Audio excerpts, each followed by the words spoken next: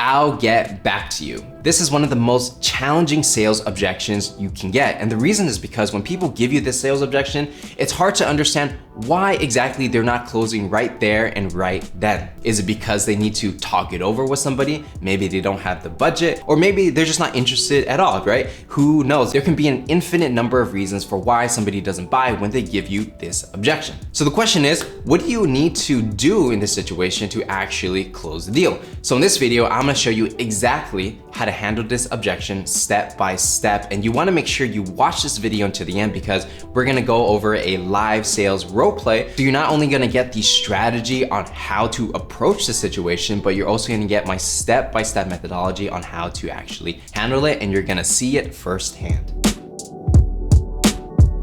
Hey everybody, what's going on? It's Patrick Dang here. Make sure to give this video a like, subscribe, turn on notifications, and let's get started. Now, the first thing we gotta cover is the strategy behind handling the objection, I'll get back to you. And the first step is to understand where objections actually come from. And objections actually come from the lack of belief. For example, if people don't believe that your product or service is any good, obviously they're not gonna buy. Or your prospect might believe your product and service is good, but may not believe it's good for them in their particular industry. And if they don't believe that it's gonna work specifically for them, obviously they are not going to buy. So the strategy we have when it comes to handling objections is to understand what their false beliefs are and give them a reason for why they should believe in you, your products and services, and believe that it will work for them. So there's going to be a two-step process to make this happen. Number one, you have to uncover the truth, meaning you have to find out exactly why or where this misbelief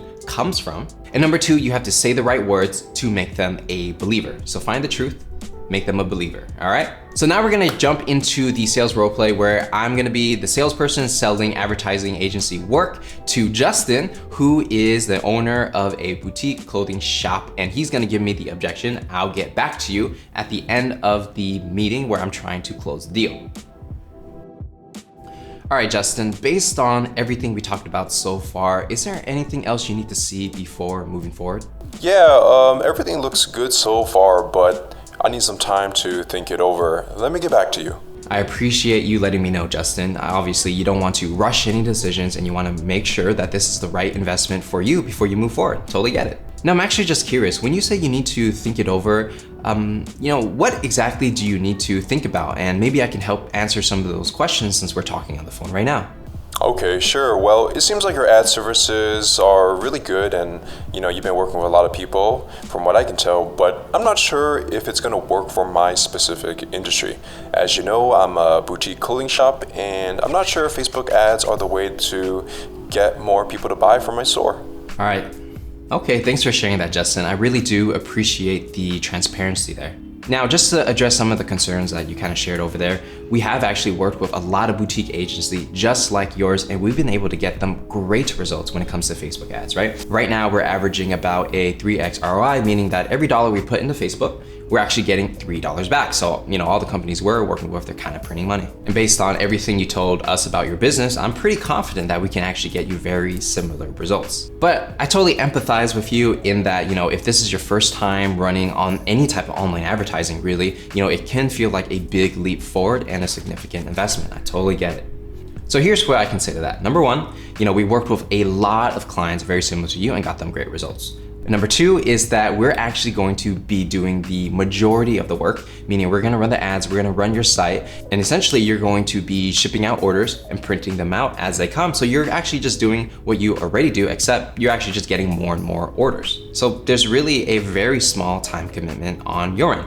And number three, if we don't get you the results that we promised, which we most likely will because I'm very confident about this, but in the event that we don't, any fees or labor fees that you pay for us to actually do the work, we will give you 100% refund if we do not get the desired result that you are looking for. And again, even though we have that guarantee, we're very confident that we can actually get the job done for you.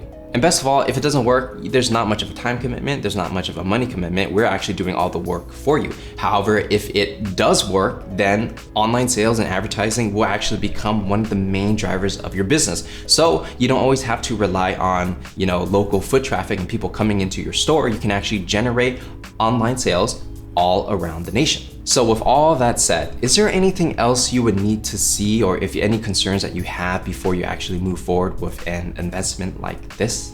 That makes a lot of sense, Patrick. Thanks for sharing that with me. If I really don't have to put too much time and money to try this out, well, there isn't much of a risk, is there? All right, so how do we get started? All right, so that's gonna be the end of the role play, and let's go ahead and break this down so you know exactly what happened. So the first thing we gotta cover is that in this role play, Justin said that he'll get back to me. Now, as a seller, I didn't understand why exactly he was telling me this. What exactly is the objection, right? He's not directly telling me why he isn't buying. There's some misbelief, right? He doesn't believe in something. So I have to get to the truth and understand why he doesn't believe and help remedy those concerns. So in that example, the concern was that he wasn't sure if Facebook advertising was going to work for a boutique clothing shop, right? And so how I solved that challenge is, number one, I said, hey, if you believe it doesn't work for you and your industry, well, we actually have clients very similar to you, and we help them get amazing results with Facebook ads. So that already solved number one. Does it work for you? Yeah, it works for you because it works for your competition. Number two, I'm showing him that even if it doesn't work, which it probably will, there's a low time commitment and there's a low capital equipment. So he doesn't have to invest so much to see if this is gonna work for him. And I also showed him that the upside, if it does work, then it actually can just totally explode his business in a positive way, and he's gonna bring in a lot more revenue and generate more sales. So very little risk, high reward, and I'm gonna be doing all the work for him, and I've done this for many other people in the past. So when you kind of put it all together, in Justin's head, he's thinking, okay, if it works, I'm gonna make way more money. If it doesn't work, then it doesn't matter because Patrick's gonna be doing all the work anyways, and I don't have to invest anything, and I'll just go along my business. And at the end, I did a soft close where I said, is there anything else you need to see before moving forward? And the reason I did that is because I'm still trying to see if there's any concerns, right? I'm not saying like, hey, do you have Visa or MasterCard, or do you take credit card or something like that? That's too hard of a close for that situation.